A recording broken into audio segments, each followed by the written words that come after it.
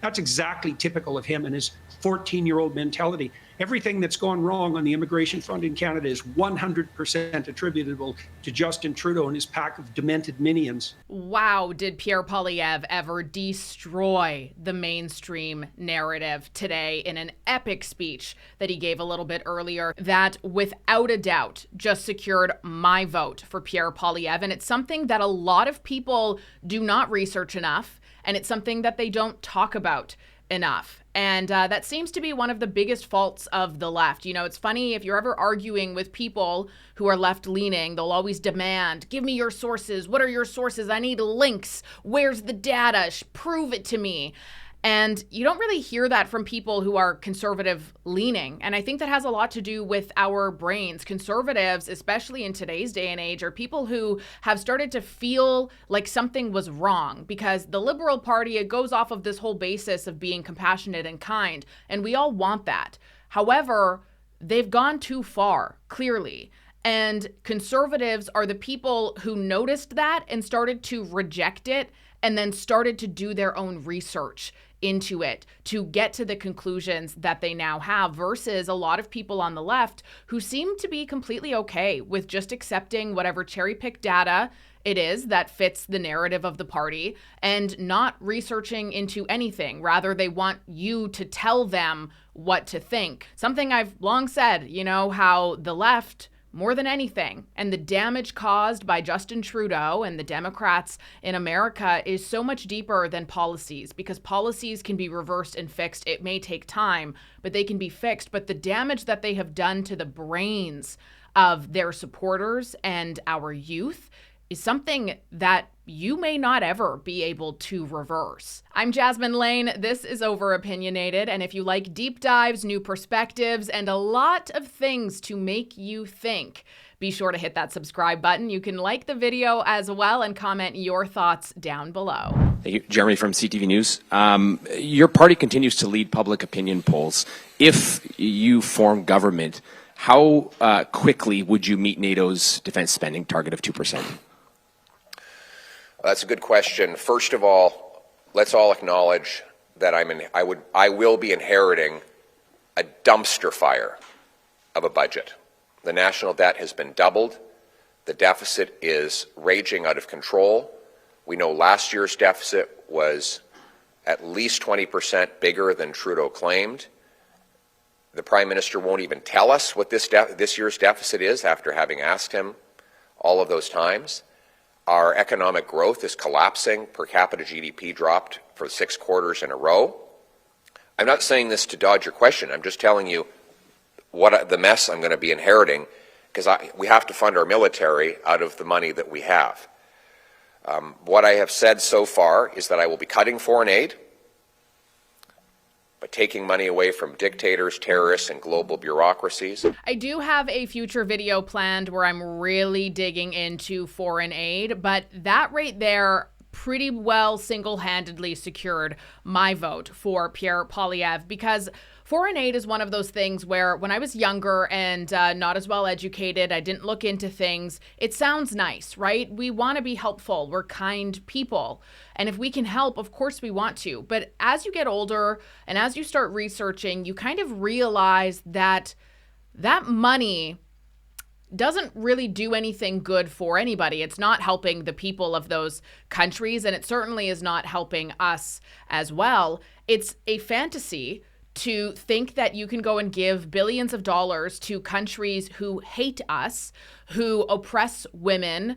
That's one of the big things with Trudeau's foreign aid policy, is it's a gender equality, feminism approach to foreign aid. And so they're giving it to these dictatorial regimes, some of which are quite literally run by terrorists. Afghanistan, as an example, Trudeau has given them over, it's been tens of millions of dollars. I can't think of the exact stat off the top of my head right now. You can bet your bottom that the Taliban, who runs Afghanistan, is not giving those tens of millions of dollars to help their women be more equal. In fact, since the Taliban took over, women are not allowed to go to school. They have to be covered head to toe, eyes included. They're not allowed to laugh in public. They're not allowed to talk to each other in public.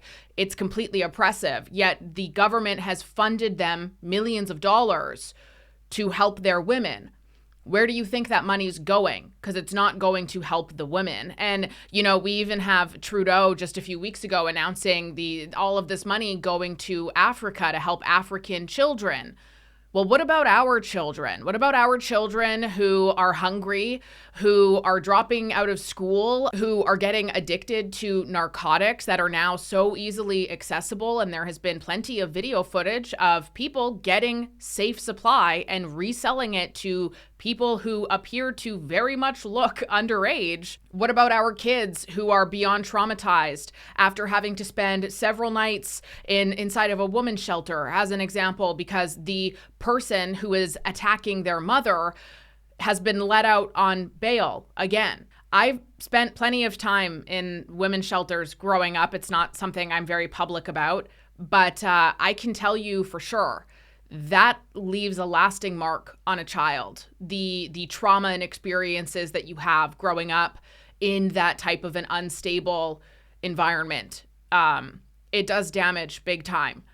So what about our kids? I'm all for helping other people if the money is actually going to help them, but we need to help our people first. And I don't want this to just be, you know, reciting some talking point, but seriously, Canada first.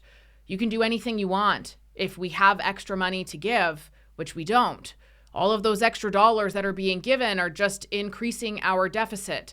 They're just increasing how much we are struggling. They're increasing our inflation. That's not a responsible way to govern by any stretch. And so the fact that Poilievre says, yeah, you know what? I'm actually not okay with giving money to regimes and countries who hate us, who want to see the West destroyed, who aren't using that money because they need it and they want our help and they're so grateful for it and they're going to be doing all of these big improvements. Like, you had me at hello. I'll be cutting back office bureaucracy and ending the procurement boondoggles. We will put all of that extra savings into rebuilding our armed forces, expanding the reserves, and deepening our presence in the north to protect our part of North America and reassure our American allies that we are a solid security partner. Good morning, Mr. Poilievre. JP Tasker, CBC News. Can I ask you about asylum seekers? The number of asylum seekers has essentially tripled over the last 7 years. We're up to 130,000, on pace for more this year. The number of resettled refugees has also doubled. Is it time for a hard cap on the number of asylum seekers and refugees, and what's an acceptable number to you? I think it is time for a cap, and it's time to get rid of all of the abuse.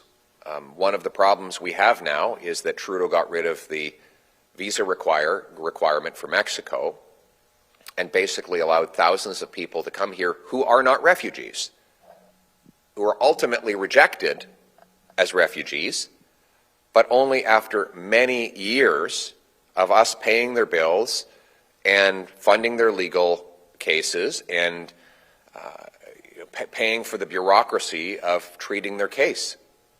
We need to shut off the flow of false refugee claims who are in no danger in their country of origin, but who are sneaking in either through our porous border, through our weak visa system, and then when they land here, making a false claim. And by the way, I'm not accusing them of making false claims. The refugee board ultimately finds those claims are false. But in the interim period, we're stuck with the false claimant for 5, 6, 7 years.